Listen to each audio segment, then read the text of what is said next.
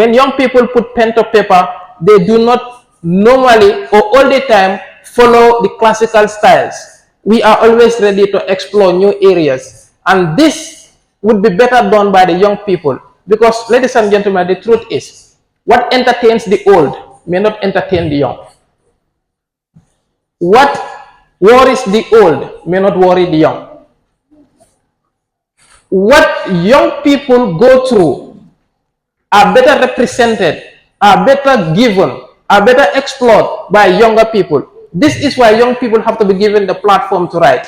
We always say we want the ministry to approve Gambian books to be used in schools. And at this point, I want to quote a statement from Omar Champion Chang. He said, anything for the youth that do not involve the youth is not for the youth. If we want the youth to be readers, we have to allow the youth to write so they can communicate in their own ways. Ladies and gentlemen, our power to write is definitely needed. And if we want Gambia's literary landscape to be shaped in a way that everybody will be proud of, young people have to read. Therefore, to the young people, you have the responsibility to write and write things that relate to you, what affects you, and what you find worth writing about. You are the people who can make the changes. Chinua Achebe wrote his famous Things Fall Apart when he was just 28 years old. So definitely writing as a young person is the right thing to do. However, you must remember, writing is just like cooking. You need the ingredients first. And the basic ingredients of writing, like for example, if you are cooking benachin, the rice, rice, R-I-C-E, the rice of writing is language. You need a good command of the language you want to use in writing. If you cannot express yourself, because expression is the spice of writing. If you cannot express yourself in a language, you cannot write in that language. You cannot write anything worth reading. And this is why all young people have to develop their vocabulary first. Now do this, first be a reader. Now I'm speaking to the young people. You want to be a writer, first be a reader.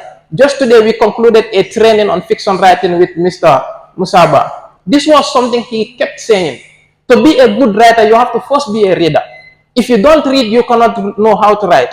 So we have to develop our language, we have to develop our expression in order to be able to go there. It cannot be easy.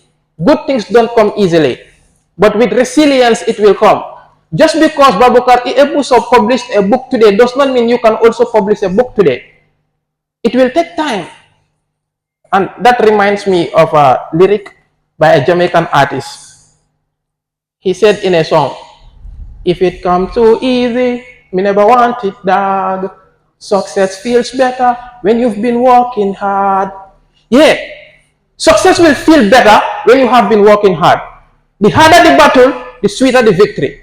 So ladies and gentlemen, young people, it is our time to read. And when we get there, we can write something worth reading. I would not be able to conclude, of course, with all the possibilities that the young people can do. I cannot conclude without lamenting some of our challenges. Ladies and gentlemen, we are not quite motivated. We are not quite supported. We do not have the enabling ground. We need our books sold.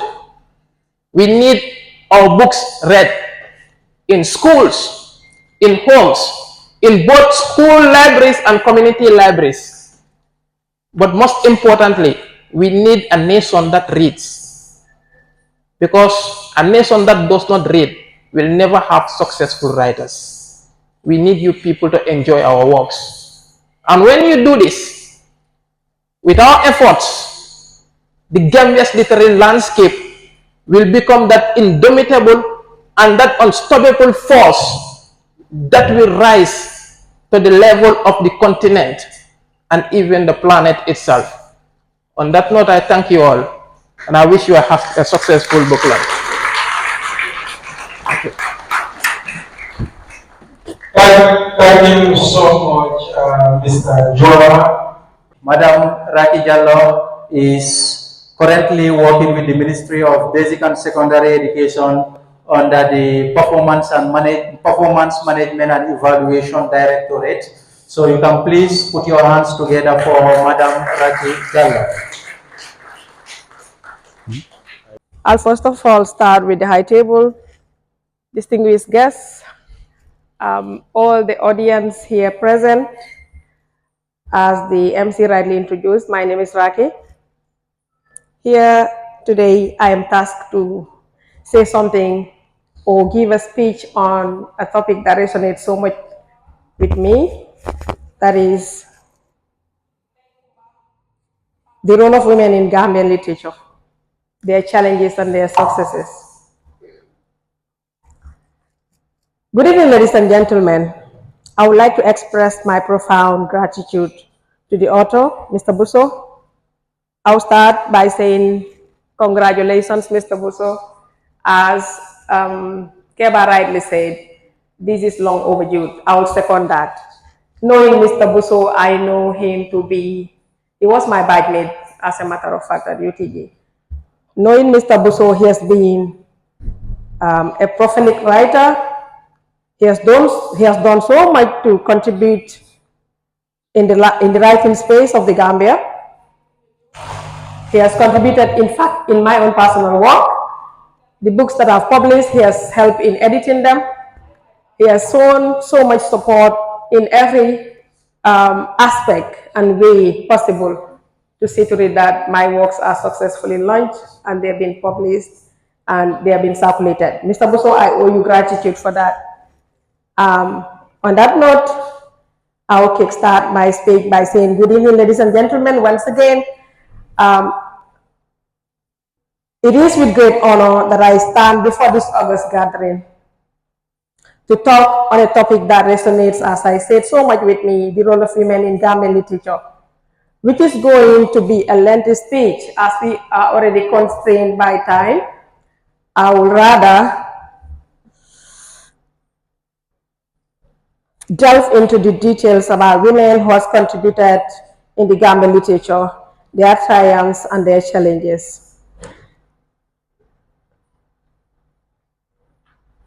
First and foremost, I would like to give a breakdown of themes of women writing.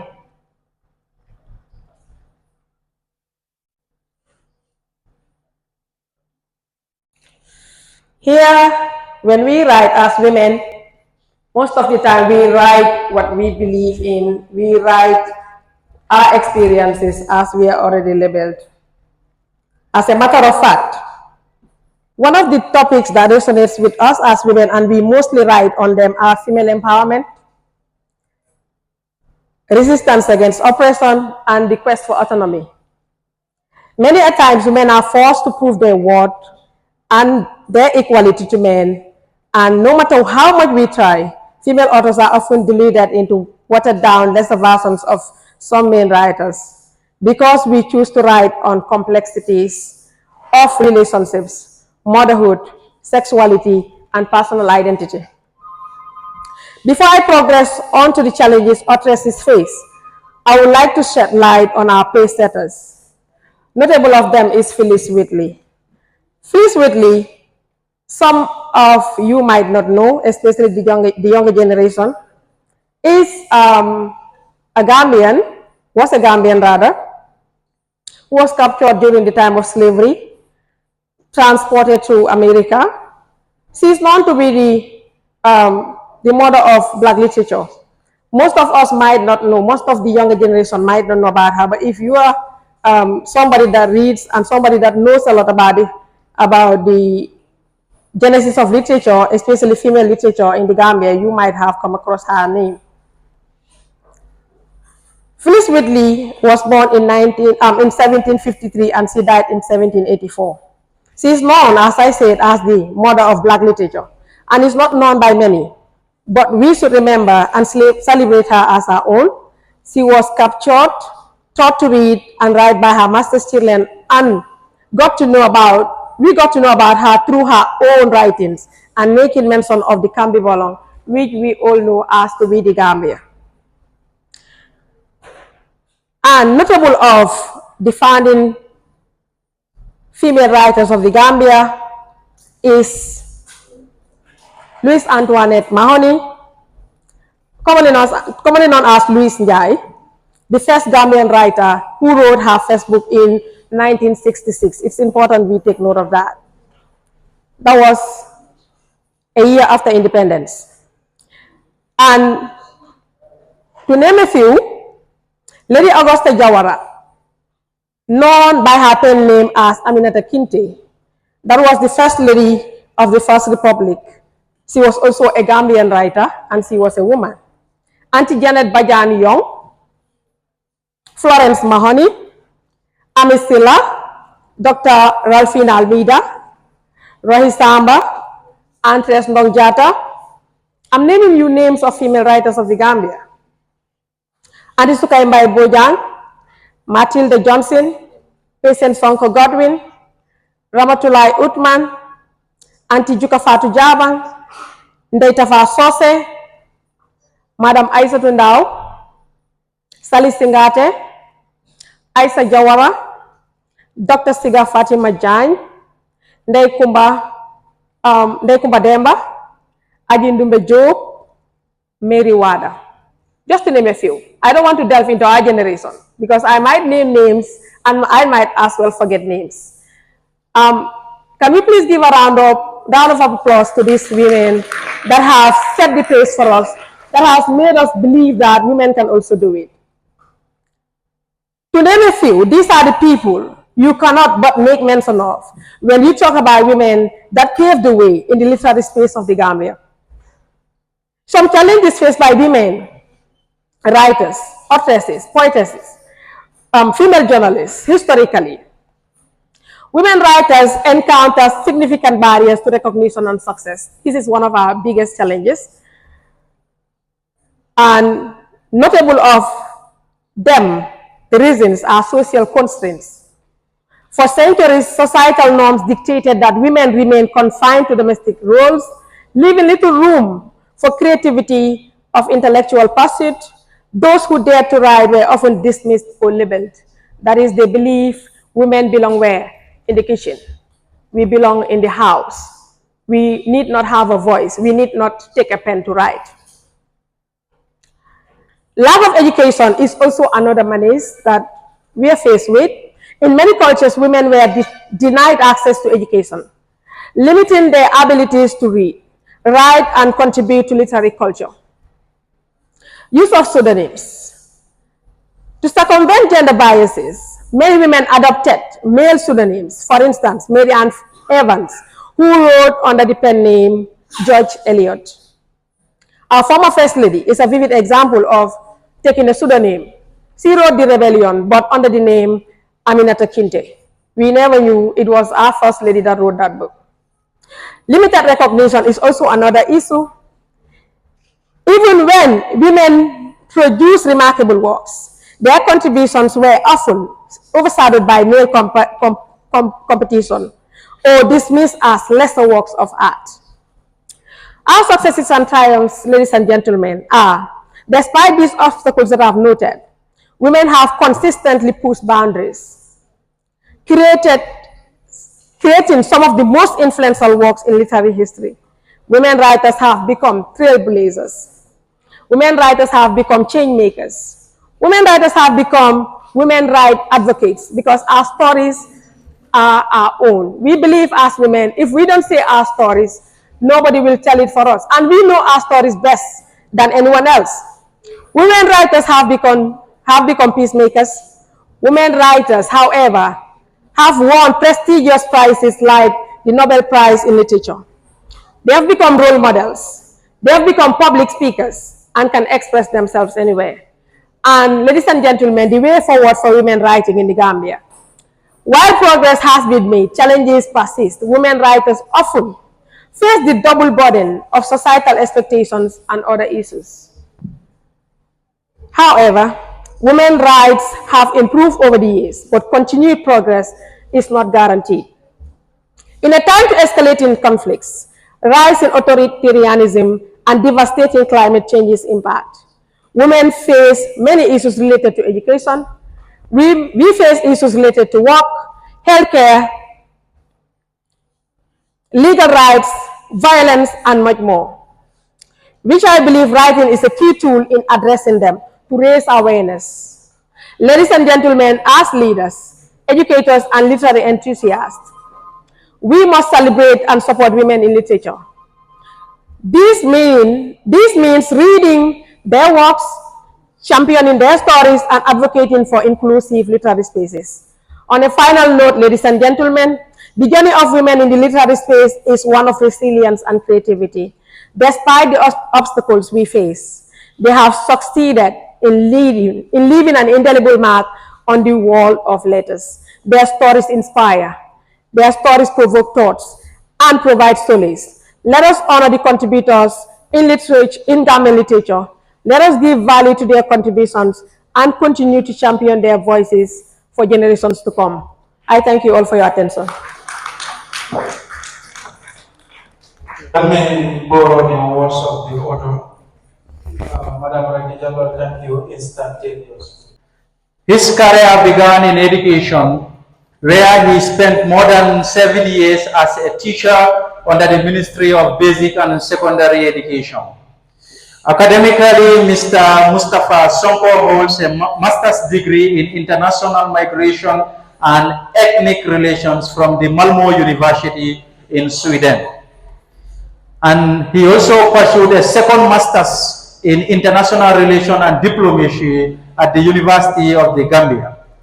He is also a bachelor degree holder in English language and political science with honors. Mr. Mustafa Sonko also is a holder of the Higher Teacher Certificate in English language from the Gambia College. In addition to his professional work, Mr. Mustafa Sonko is active in civic leadership, serving as a board member of the Action Aid International, the Gambia, and he is the secretary of the Free Education Drive, the Gambia. He is also known as Mustafa the Paragon.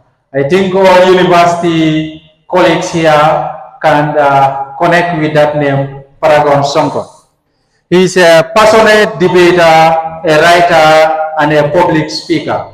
He was the Secretary General of the University of the Gambia Students Union, and also he was an edusan for the edusans in the building. Mr. Mustafa Sonko, thank you, and you are welcome. First of all, I feel very honored to be sandwiched with great people on the high table, the likes of the Scribbler, the like of Mr. Alpha M. Chelo, Mr. E.A. Busso, and all the people from the education department. It is an honor. And then when we are invited by great men, we must honor the invitation. I don't have a script, so I will just continue on the topic of discussion. This book entitled, is it a book? So excuse me if I use the wrong terms, whether it's an anthology, The Loud Whispers of Silence. As a migration specialist, the topic resonates with what I learn, with what I see, and with what I do. That the whispers in migration are so silent, at the same time, so loud that people like me wouldn't ignore them. When I flipped through this anthology, 2 poems caught my attention. First of them was the confession. The second was when the camera is off. And then in the confession, the author explicitly said, there are 3 sides of the story. Your story, your side, my side, and the side of the truth. And I am the icon of the truth. I think the man deserves a round of applause. This is not a graveyard. This is not a graveyard. And the stories of migration, they are so silent. Empty cares in our houses, graveyards, orphans, widows and widowers as a result of the untold truths about migration. And the loud whispers exactly resonates with this. That the silence is so loud that we can't ignore it. I wouldn't give a long speech. But I just want to say that migration in this country has been framed. Migration in this country has been misconstrued. But we must say that migrants play a critical role towards the development of this country and any other country in the world. It must be said that according to the Central Bank of the Gambia, 60% of the gross domestic product come from remittance. And therefore, these immigrants play a crucial role.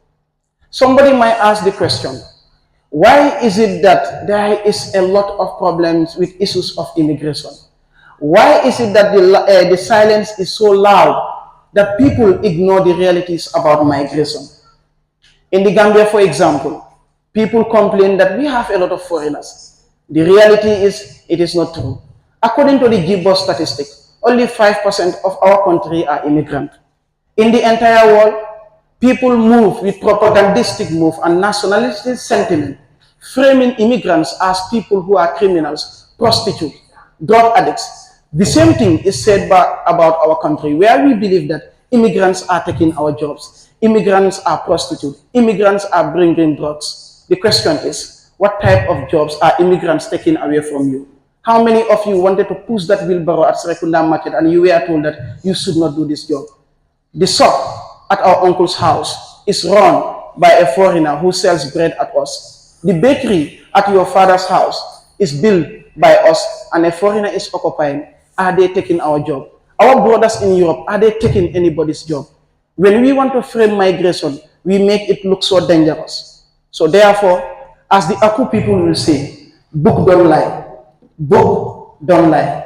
And people who write, as the philosophers will say, it is always better to debate a question without settling it than to settle a question without debating it. Writers don't die. They just leave the stage and rest in silence. The MC, who is a fuller man here, I want to tell you that many young Gambians hear only the success stories of migration. As I said, the beautiful cars, the nice buildings, the money that is sent. But how many of us are ready to speak the unspoken truth? How many of us are ready to listen to the inconvenient truth, not only to the soft spot? And this must be said. When I left Sweden 2 months ago, I have promised myself and promised everybody that I will speak the truth about migration, because migration is actually very important. Migration or immigrants contribute to the development of each economy, be it in America, Europe, Africa, or even the Gambia. Their roles cannot be marginalized. But again, we must also talk about the challenges that these young immigrants actually face. The loud whispers of silence in migration spoke or could refer to as the tragedies and hidden truths that surrounds Gambian migration. Truths that everyone sees but only few openly discuss, leaving misinformation, half-truth success stories to dominate young people's imagination. And the moment we don't speak the truth, we are preparing a society that will end up burning itself. That is why it is very important for writers to always speak the truth, because in truth we shall be free.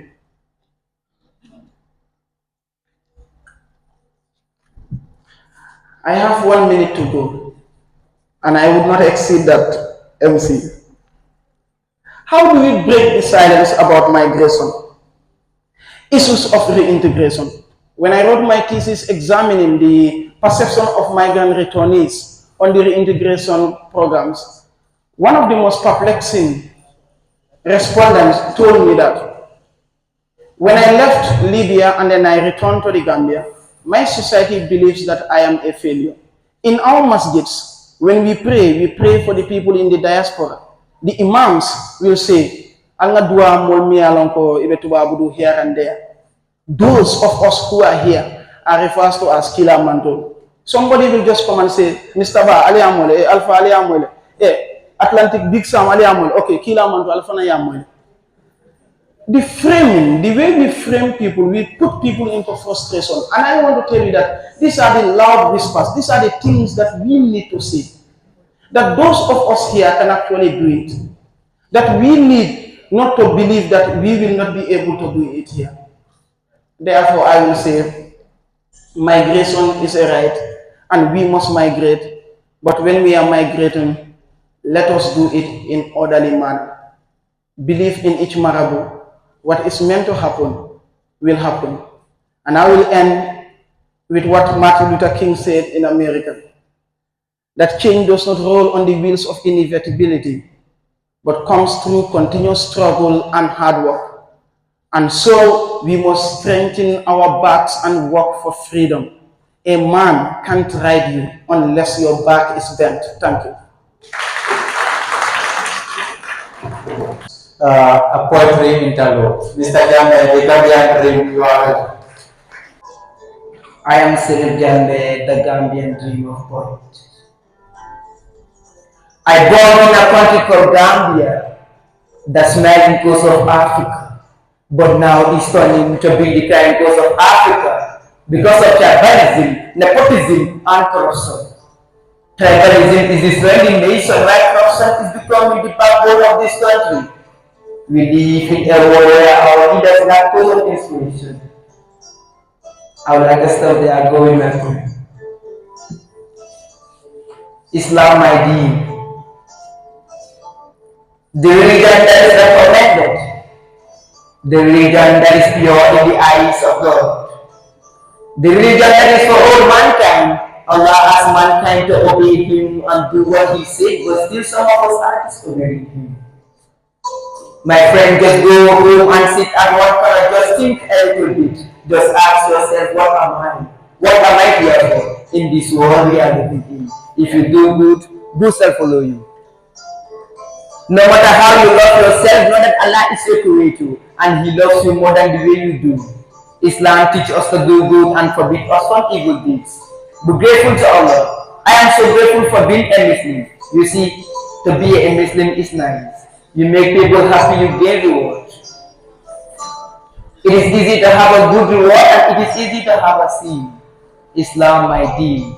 As its pillars are to perform salat, give out zakat, to fast the month of Ramadan, to go for Hajj if you have, to be a witness that there is no God except Allah, the most gracious, the most merciful, the master of the day of judgment, the creator of everything along every soul. He is ever living, He is everywhere. This God is called Allah. And here He made Friday as the important day among the rest. The world was created on Friday. Prophet Adam alayhi wasallam was created on Friday, and he came on earth on Friday. This world will also end on Friday. Thank you. I'm sorry for that. Is well, it comes if love makes you cry, please make sure you have your tissue papers with you, because the way this poem talks about love, if you are easily emotional, you will shed tears. Please, ladies and gentlemen, give a round of applause to the preacher. Preacher, you are welcome on stage. Lyrical ballad. Okay, in the lyrical ballad, William Wordsworth defined poetry as the spontaneous overflow of powerful feelings. It takes its origin from emotion recollected in tranquility. Mr. Chairperson, members of the High Table, ladies and gentlemen, I am Abdudabo, commonly known as the Preacher, and I am glad to be part of this oxymoronic title of an anthology, The Loud Whispers of Silence. Today, I am going to recite a poem entitled The Poet and the Poem. The Poet and the Poem is a synopsis of what poetry is all about. So I want you to listen carefully and learn something from it. The Poet and the Poem. The poet and the poem are like a duet, because there is no poet without a poem, and there is no poem without a poet. For the poet is the creator of the poem, and the poem is the creation of the poet. And poetry is an antidote to pain. It stitches the pieces of a broken heart and fills it with peace. It is a balm that could heal your bruises and give you ease, like music. Like music, poetry brings comfort to the loner and put a smile on his face. Poetry is the oldest genre, sung in the bygone eras by bards, minstrels, or troubadours of the old. It is a way of keeping and remembering history with the use of mnemonic devices to recall facts in order to demystify every mystery. A genre no one can still define. It is not confined to rhymes at the end of lines. Poetry is more than mere words on our minds.